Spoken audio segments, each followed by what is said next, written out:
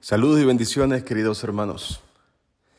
Estamos hoy celebrando el martes en la 30ª semana en el tiempo ordinario. La liturgia nos propone continuar el texto de la carta del apóstol San Pablo a los Romanos como primera lectura, rezar con el Salmo 125 y para el Evangelio nos propone el capítulo 13 del evangelista Lucas, de los versículos 18 al 21. Como siempre te invito a leer el texto, que lo busques en tu Biblia o en la aplicación de tu móvil que utilizas para leer la palabra de Dios. Hoy el texto del Evangelio de Jesús, unas pocas palabras, pocos versículos, sin embargo con un contenido muy fuerte y muy profundo. Pero Jesús nos habla sobre a qué se parece el reino de Dios. Es lo primero que hay que tener en cuenta. Se han escrito muchas páginas, muchos libros sobre el reino de Dios. No es sencillo explicar porque el reino de Dios es un ideal, una búsqueda. El reino de Dios es el mismo Cristo. Él mismo se presenta a veces como el reino.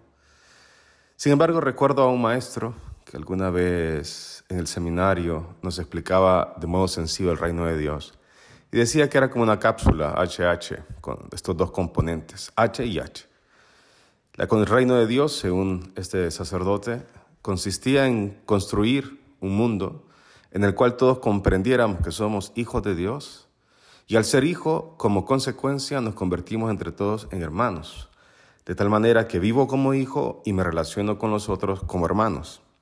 Esa es una definición sencilla, quizá no la más teológica, pero me parece bastante profunda para comprender qué es el reino de Dios.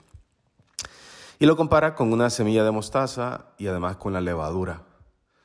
Lo que me parece más importante de esto es que, aunque Lucas no dice el tamaño pequeñísimo de la semilla de mostaza, sí que me parece interesante el tema de sembrar la semilla y el tema de la levadura, cómo fermenta toda la masa, 3 medidas de masa, es decir, 3 medidas de harina, lo hace fermentar completamente.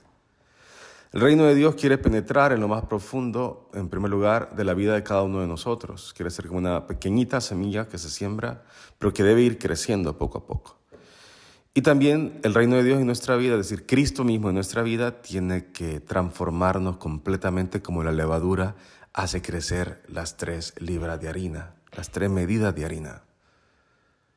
Qué importante es comprender esto.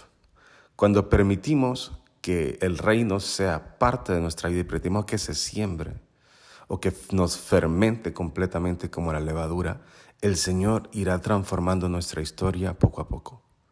De este mismo modo, de igual manera, este reino como semilla y como levadura tiene que permear la tierra.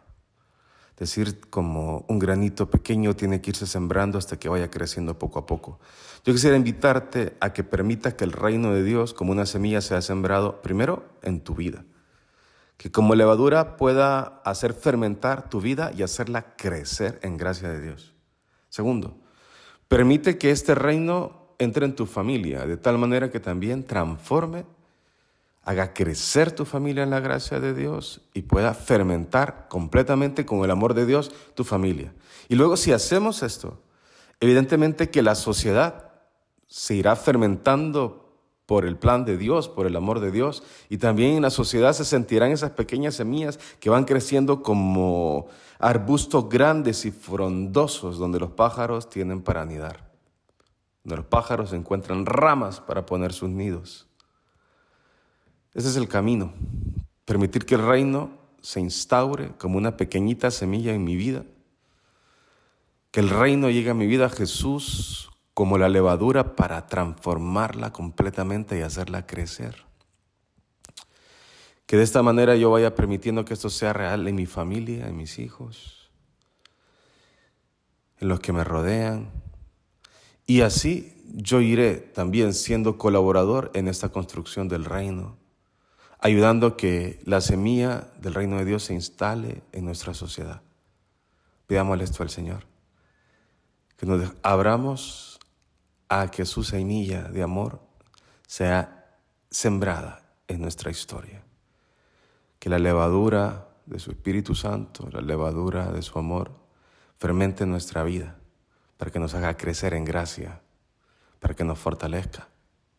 Y así permitamos que todas las estructuras que están en torno nuestro también permitan que la gracia del Señor vaya creciendo, como un gran arbusto y como levadura que hace fermentar toda una masa, toda una medida de harina.